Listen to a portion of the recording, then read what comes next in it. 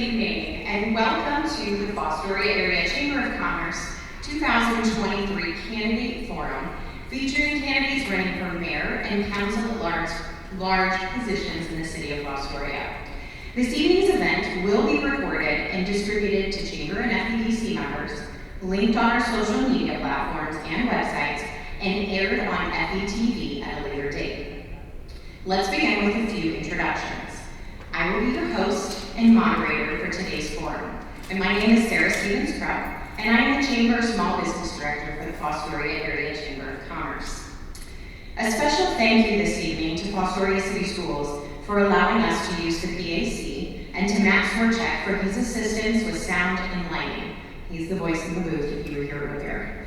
Also, thank you to Zach Stump of Scanner Media, who is also recording this event this evening as well. The goal of this forum is to introduce you to the candidates running for office prior to the May 2nd primary.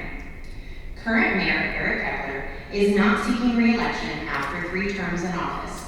Vying for mayor are Don Manell and Elliot Schaefer, who are both here this evening and are seated at the first table. 3 at-large council seats will be open, as Brian Shaver is running for council president unopposed, leaving his seat open. Ed Logston is not seeking re-election, and Greg Cassidy's current term in office will end. 4 candidates are seeking to fill the 3 available seats. Greg Cassidy is running again, while the other 3 candidates would be new to council, and they are Brady Hall, Kristen Van Karen Coaster, and Bob Kodak, all who have joined us here this evening. So please help me welcome the candidates and thank them for running for office.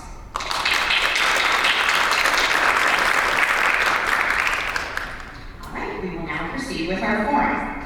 Candidates were asked to come with a prepared brief opening and closing statement, not to exceed 3 minutes. The order of the forum will begin with the mayoral candidates, followed by the city council candidates. Questions asked of the candidates have not been provided to them ahead of time. Questions were submitted by Chamber and FEDC members and compiled by Chamber staff into the questions which will be asked today. The same question will be asked of each candidate, and a time limit for answering will be provided when the question is asked, as well as who will answer the question first. The order of answering each question will move down the table until all candidates have answered the question. Candidates have been seated in alphabetical order. We do have a timer seated in the front row, Renee Smith, President of Fostoria Economic Development Corporation, who will signal each candidate when they have 30 seconds left to answer. When their time concludes, you will hear a bell. We have asked all candidates to wrap their answer when the bell rings. If they continue to speak, after 30 seconds, a second bell will sound and your microphone will be turned off and we will move to the next candidate. There are no opportunities for rebuttals or candidates to ask questions of one another. Again, we will begin with questions for the mayoral candidates and then move on to council. Are there any questions from the candidates before we begin this evening? Okay. All right, so our very first question, and these will be addressed again to our mayoral candidates.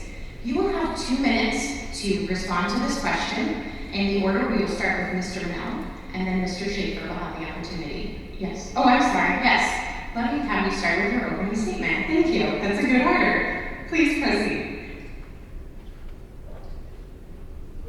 Yes.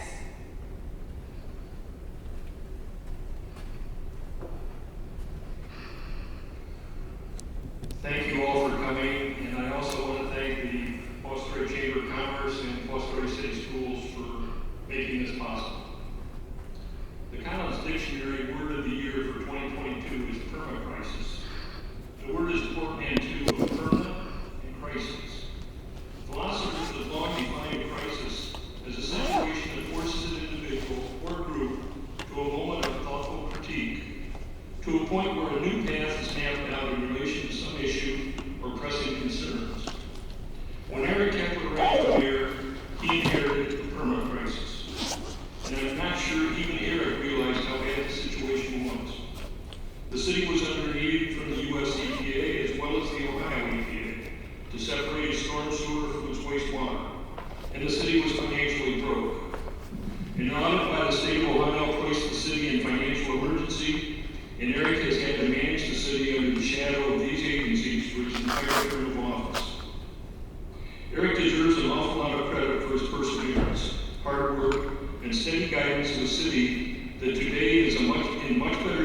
both structurally and financially, than when he took office. Under his leadership, we are poised to come out from under these shadows in the foreseeable future. Eric was the right person in the right place at the right time to bring the city of Fostoria back from the brink of disaster. I want to publicly thank Eric for his hard work, leadership, and service to the city. I would not be running for mayor if Eric was running. At the same time, I fully understand why he's burned out. My purpose for running is to continue the good work that Eric began. We cannot afford to go backwards. We cannot afford to deviate from this path until we emerge from fiscal emergency and put the edicts from the EPA behind us. By pursuing this path, we can hopefully prove that the permit crisis created a long-term, necessary, and beneficially corrective direction for the city of Fostoria.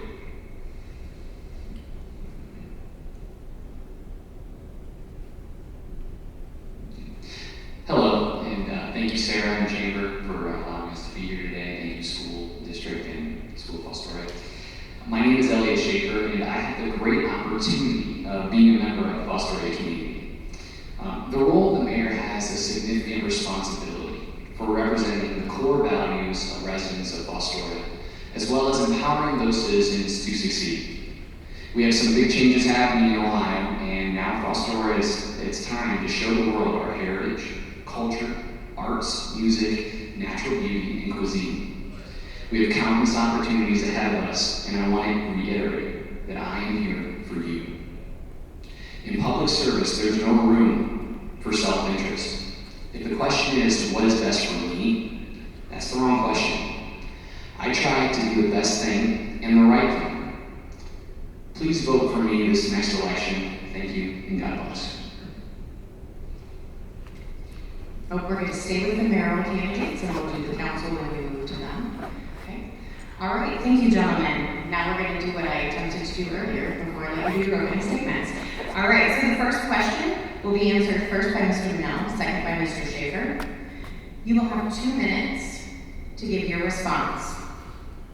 What do you see as the primary role of mayor? What are your goals for the office? And what distinguishes you from the other candidates?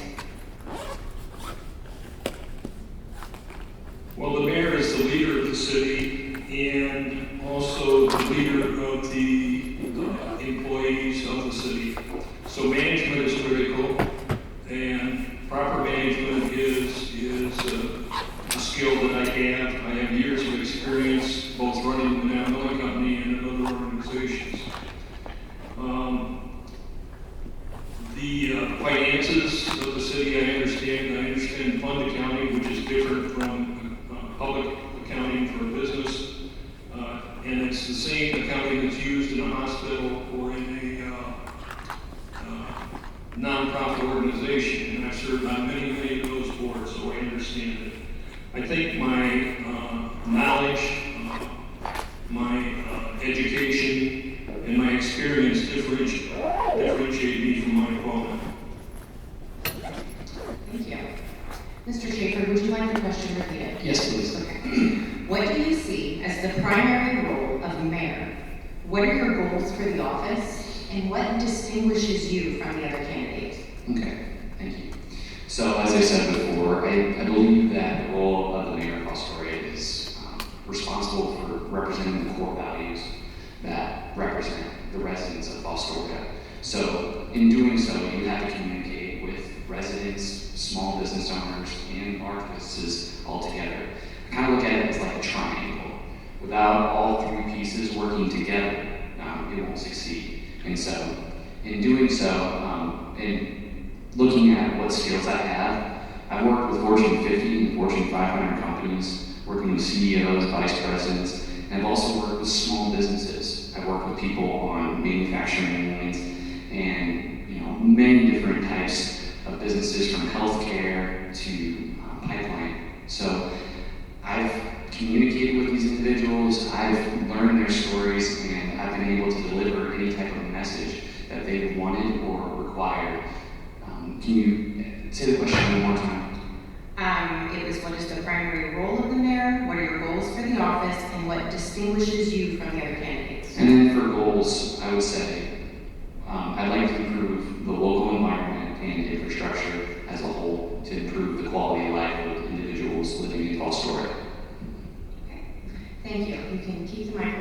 next question you will answer first. You will have 1 minute to respond. What civic organizations or nonprofits have you been an active member of in recent years? Please describe your role in said organizations, such as volunteer, or board member, etc. A lot of times when I work with nonprofits, it's not necessarily as a board seat. I work with many not-for-profits when creating videos and resources for them. And in doing so, I have to learn a lot about their infrastructure or their structure and their goals as a group. So I have to communicate with them and understand who they are and what their goals are for their people and for the community they're attached to. Okay, thank you. Mr. Manel, same question. Would you like that repeated? Okay.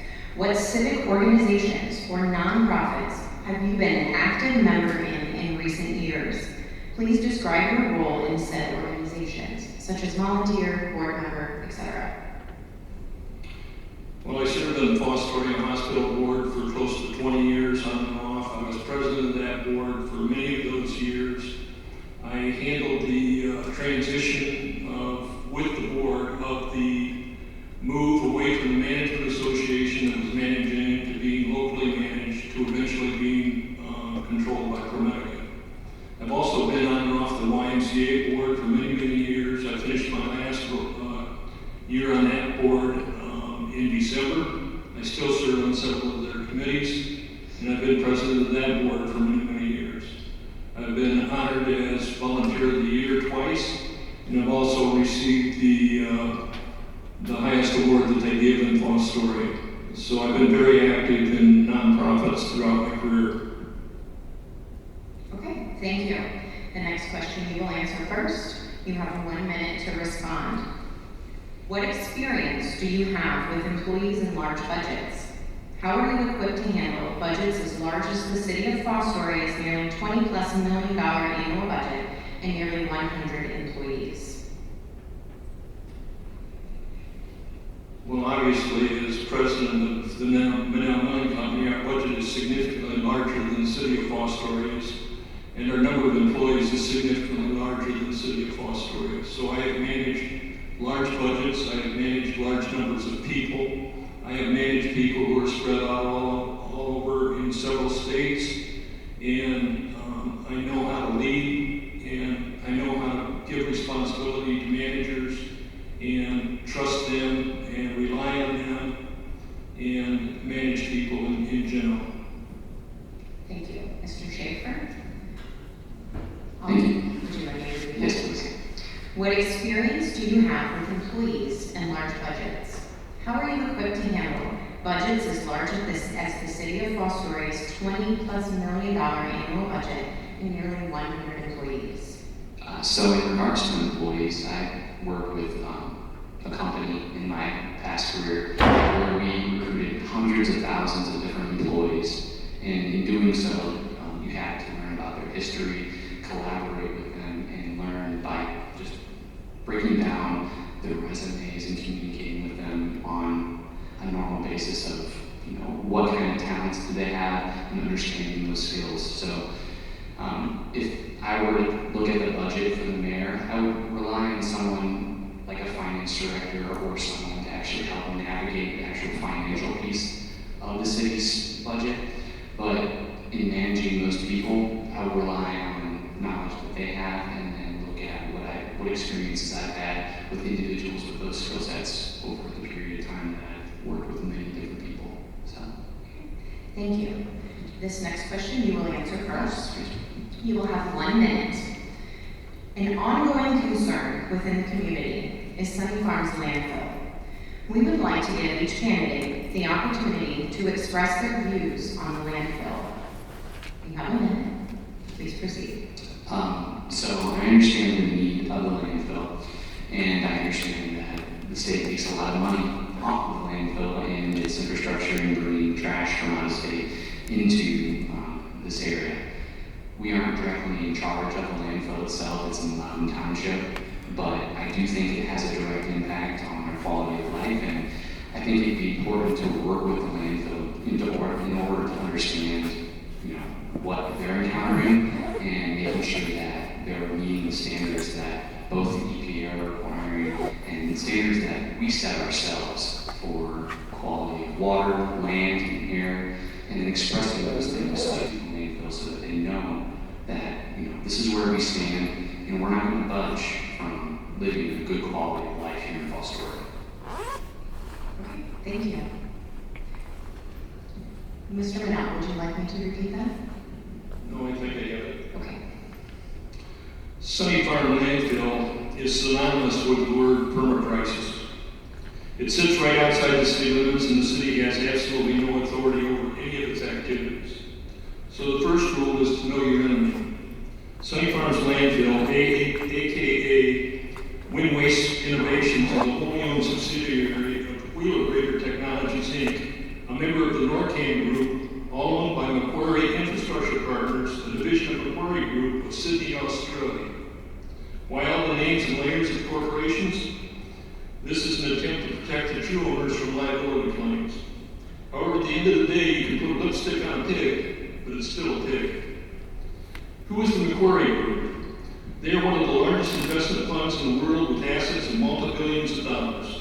They are also the same investment group that signed the 75-year lease with the state of Indiana to operate the Indiana Turnpike, only to declare bankruptcy 8 years later as the investment was not working out as planned.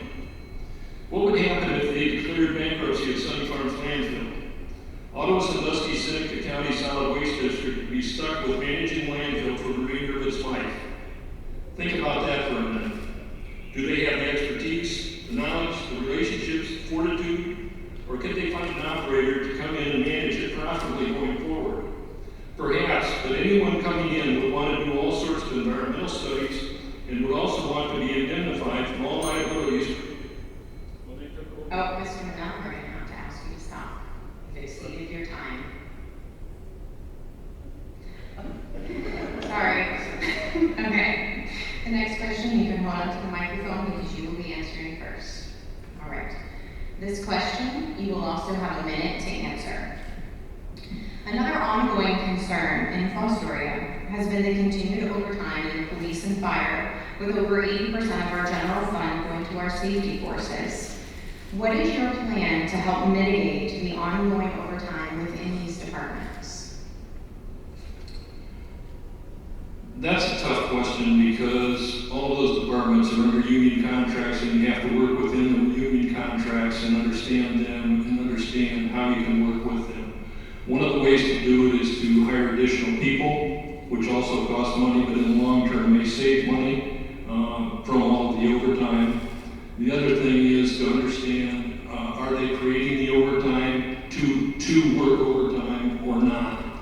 I think we're going through a generational change where that could change because the younger workforce does not want to work all the overtime that the older workforce does.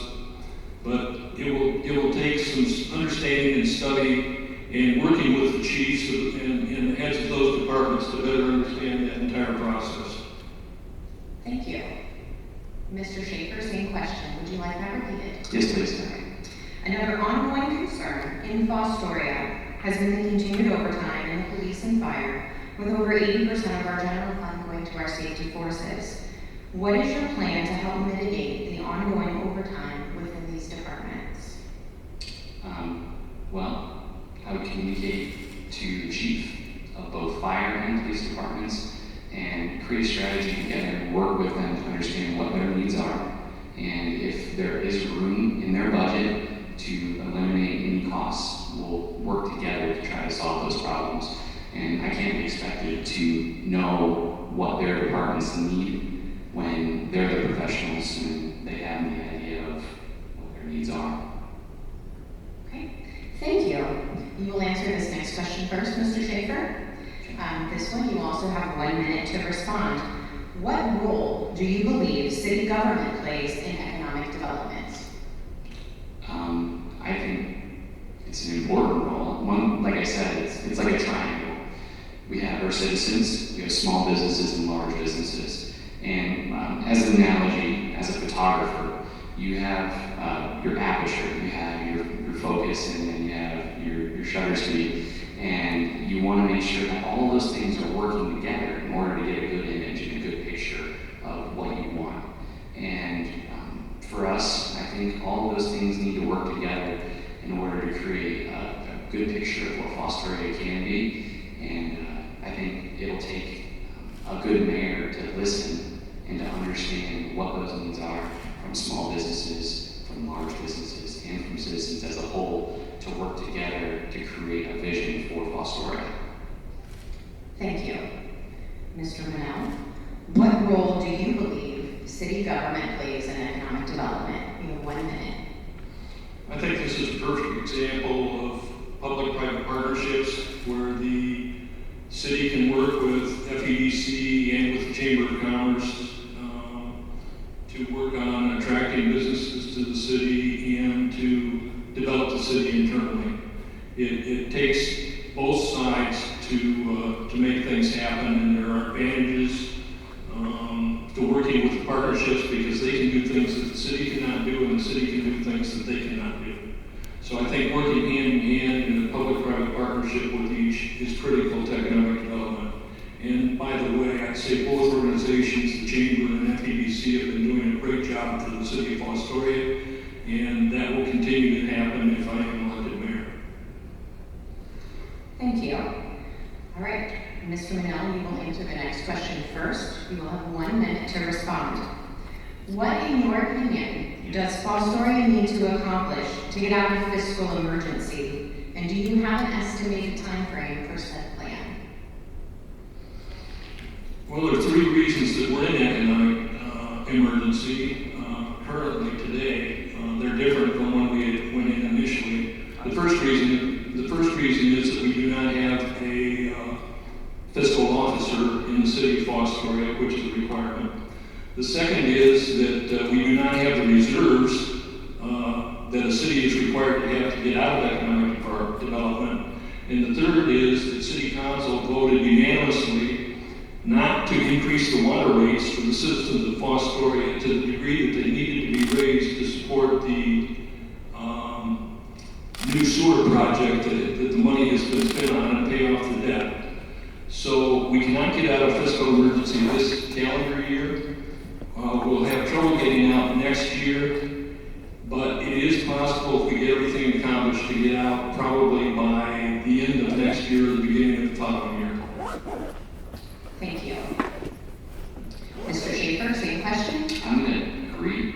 It's going to take over a year to get us out of fiscal emergency. I think we need to take a deep look at our water and waste and all those other budgets that we have across the board. We may have some gaps that we can eliminate. We have some areas that we can look at cost savings, I would say. And if we do that, then I believe that we can get out of fiscal emergency. It's just going to take time, and it's going to take a lot of good communication with the state and understanding of where they want us to go with our budgets. Okay. Thank you. This next question you will answer first, and you have 1 minute to answer. Social media is a large component of today's society, and many here today are active on social media platforms. While this is a great tool, it can also be an incredibly inaccurate resource. What are the most important steps the city can take to enhance its relationship and communication with its citizens? So I'm glad you asked this question. Having background in digital media and communications as a degree from the University of Finley, I have a lot of background in utilizing social media and interacting with individuals across the board.